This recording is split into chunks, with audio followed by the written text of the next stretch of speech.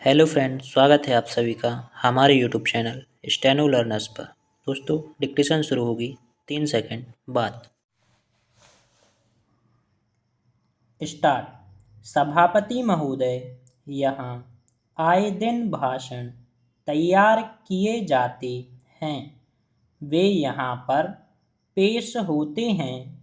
उन पर धन्यवाद के प्रस्ताव पेश होते हैं और पास होते हैं, परंतु हम अपने देश की सेवा तब तक नहीं कर सकते जब तक हम कोई ठोस काम नहीं करते, जब तक हम अपने हालात के मुताबिक काम शुरू नहीं करते, तब तक हमारी दशा में सुधार नहीं हो सकता।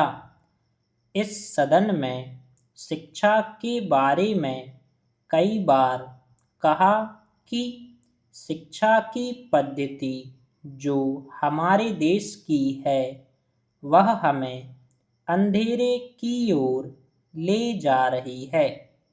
वह शिक्षा जिसके द्वारा इस देश ने संसार भर में गौरव प्राप्त किया था, वह शिक्षा जिसके द्वारा संसार ने हमें गुरु माना था, वह आध्यात्मिक शिक्षा जिसके द्वारा हमारा संसार लोहा मानता था, उसे हम त्याग रहे हैं और अब हम दूसरी शिक्षा की तरफ जा रहे हैं। हमारे बच्चे अपने इतिहास को छोड़कर दूसरे मुल्कों के जापान, अमेरिका आदि के इतिहास को पढ़ने में रुचि लेते हैं।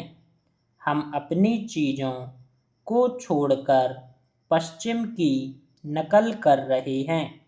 मैं विश्वास नहीं कर सकता हूँ कि जिस रास्ते पर हम चल रहे हैं, वह हमें कहाँ पर ले जाए। अगर हमें अपने जीवन को ऊंचा बनाना है, तो हमें वे उपाय करने होंगे जो पहले हमारे देश में मौजूद थे, लेकिन हम उन उपायों को भूलकर दूसरी ओर भाग रहे हैं। अभी कुछ दिन पहले मैं दिल्ली गया था। मेरे दोस्त ने बहुत ही आश्चर्य में कहा था कि एक फ्रांस के विद्वान दिल्ली में आए थे। उन्होंने किसी जनसभा में भाषण दिया और शुद्ध हिंदी में भाषण दिया। मैंने बड़े गौरव के साथ जाकर उनका धन्यवाद किया। जब मैंने धन्यवाद अंग्रेजी में किया, तो वह कहने लगे कि क्या आपको हिंदी नहीं आती है?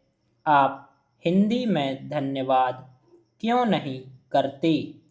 मेरे मित्र शर्म के मारे मुँह उठा ना सके। मैं अर्ज करना चाहता हूँ कि बाहर के विद्वान हिंदी में यहाँ आकर भाषण देते हैं और यहाँ के लोग अभी भी अंग्रेजी में बोलने पर गौरव करते हैं।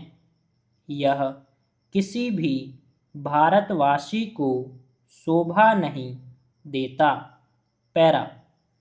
हर देश का जैसे अपना नाम आवश्यक है, वैसे ही अपनी भाषा। वह देश अपने में अधूरा है जिसकी अपनी कोई भाषा नहीं। अंत में मैं यही कहूँगा कि यदि हमें उन्नति करनी है, तो अपने पुराने गौरव को और अपनी जनभाषा को पुनः लौटाना ही होगा। स्टॉप।